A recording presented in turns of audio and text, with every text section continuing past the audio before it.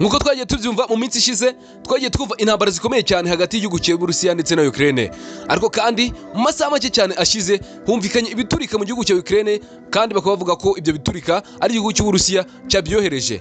Kandi subscribe kugira ngo tujye tubana umunsi ku wundi, ndetse n'ibiganiro tugiye kuyaturanyuza hano ujye ubibonera ku gihe, tumenye naho izi ntambara zizaherera. Abategetsi ba Ukraine bavuze ko abantu nibura babiri bishwe n'ibi bisasu biturika, ariko mu gihe abandi 27 bakomerekeye muri uru rugamba. Mu gitero cy'Uburusiya cyo mu kirere, ni igitero cyagabwe ku kigo cy'ubucuruzi ndetse no ku isoko mu mujyi wa Dobropilya. Ahangaha ni mu karere ka Donetsk mu burasirazuba bwa Ukraine. Guverineri w'ako karere Vadim Frashkin yatangaje ku rubuga nkoranyambaga rwa Telegram ko amaduka arenga 50 ndetse n'amacumbi arenga 300 n'imodoka 8 byose byangirijwe n'iki gitero cyo ku mugoroba wa 3. Perezida wa Ukraine Volodymyr Zelensky mu ijambo rimwe akunda kuvuga buri nimugoroba yavuze ko icyo gitero kiteye ubwoba gusa, ariko anavuga ko nta shingiro rya gisirikare gifite, mu gihe Uburusiya bwo nta kintu bigeze butangaza. Iki gitero kibaye mu gihe intumwa yihariye ya Amerika muri Ukraine Kate Kellogg iri mu murwa mukuru wa Kiev wa Ukraine mu ruzinduko rw'icyumweru rwo kuganira na Zelensky ku bufatanye bwa Amerika ndetse na Ukraine. Ku wa gatatu, Guverineri Frashkin yanditse kuri Telegram ati Abarusiya bongeye kurasa ku bushake ku gace karimo abantu benshi, ikigo cy'ubucuruzi ndetse kiri rwagati mu mujyi. Ndetse yavuze ko kuri iyi nshuro hakoreshejwe igisasu cyarasuye mu kirere. Icyo gisasu kikaba gipima ibiro 500. Frashkin yavuze ko icyo gisasu cyarekuriwe hasi saa 11:20 z'umugoroba ugendeye ku masaha yo muri Ukraine. Ni ukuvuga ko ari saa 10:20 ugendeye ku masaha yo mu Rwanda ndetse no mu Burundi. Ndetse yavuze ko icyo gihe ako gace karimo abantu benshi bari bagiye guhaha. Umujyi wa Dobropilya uri mu ntera ya kilometero 20 uvuye ku murongo w'imbere wo ku rugamba, ukaba mu majyaruguru ashyira urasirazuba bw'umujyi wa Pokrovsk, ahantu Uburusiya burimo kwibanda mu gutera intambwe gahoro gahoro mu karere ka Donetsk. Umujyi wa Dobropilya wakomeje kugabwaho ibindi bitero kuva Uburusiya bwagaba ibitero bisesuye kuri Ukraine mu mwaka wa 2022. Mu Werurwe uyu mwaka, igitero cya roketi, misile ndetse n'indege z'intambara zitajyamo abapiloti zizwi cyane nka drone, iki gitero cyishe abantu 11 muri uwo mujyi, ndetse barimo n'abana 3. Hagati aho, umuyobozi cyangwa se meya w'umurwa mukuru wa Moscow w'Uburusiya Sergei Sobyanin yavuze ko Minisiteri y'Ingabo y'Uburusiya yahanuye drone 3 zagurukaga zerekeza i Moscow. Ahangaha ni mu masaha ya kare yo mu gitondo cyo kuri uyu wa 4, ubwo nejo hashize.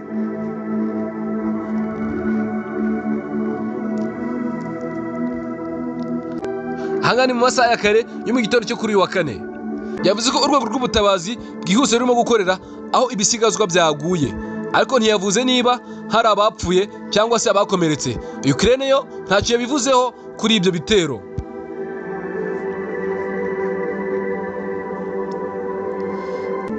Ibi bibaye nyuma y'uko ku wa kabiri Perezida wa Amerika Donald Trump avuze ko Ukraine idakwiye kugaba ibitero kuri Moscow, ndetse nyuma y'uko ikinyamakuru The Financial Times cyo mu Bwongereza cyatangaje ko ku tariki ya 4 y'ukwezi kwa 7 Trump yashishikarije Ukraine mu ibanga kongera ibitero ku Burusiya.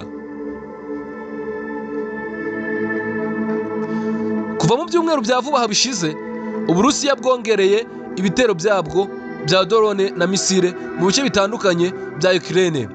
Ibi ngibi byishe abasivile barenga 230 mu kwezi gushize kwa 6, kuko umuryango w'abibumbye bivuga uwo ni umubare wa mbere munini wabishwe mu kwezi kumwe muri intambara imaze imyaka irenga 5. Ndetse bivugwa ko Trump arimo kubihirwa cyane kurushaho, kubera ko umuhate wo kurangiza intambara utagejejwe ku gahenge, cyangwa se ngo utume haterwa intambwe ikomeye cyane yerekeza muri uwo mujyo wo kuba intambara yarangira.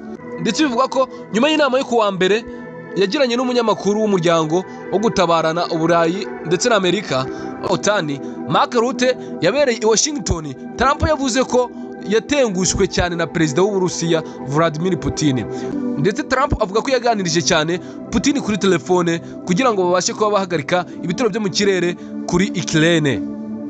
Trump mu jambo ryagize ati nyuma y'uko ibyo bibaye inshuro 3 cyangwa 4 kuganira nta kintu na kimwe bimaze, ndetse Trump yavuze ko azafatira Uburusiya ibihano bikomeye cyane niba amasezerano y'amahoro atagezweho mu minsi 50.